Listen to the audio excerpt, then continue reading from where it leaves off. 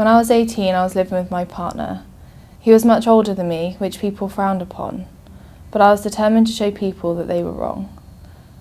Unfortunately, he was not kind to me and became very aggressive and violent.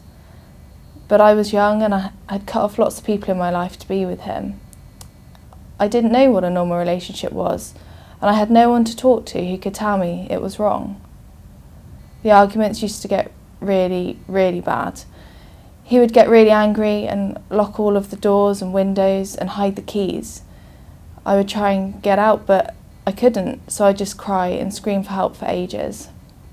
Sometimes I could see my neighbours were home because their car was on their driveway or I had seen them go into their houses.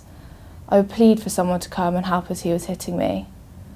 I remember being crumpled on the floor, sobbing as he kicked me. I screamed, "Please stop, please someone help, I can't get out." But no one ever came. No one ever knocked on the door to see if I was okay or even called the police. Over time, I started to believe what I was experiencing must be normal, because if there was something wrong about what was happening to me, surely someone would have done or said something.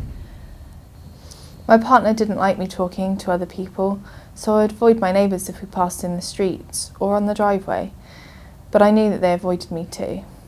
We lived in a terrace house, so I knew that they heard me crying and shouting, the thumps as I hit the ground or something smash against the wall. It took me 10 years to leave the relationship without a single report to police or support from anyone.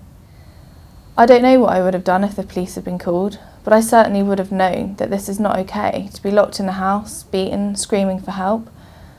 If I could speak to my neighbours now, I would say no matter how hard it is to speak up, please say something or tell someone. I probably wouldn't have admitted what was going on at the time, but just to know what was happening wasn't normal, it would have been a start. It felt like I could have disappeared and no one would know or even care.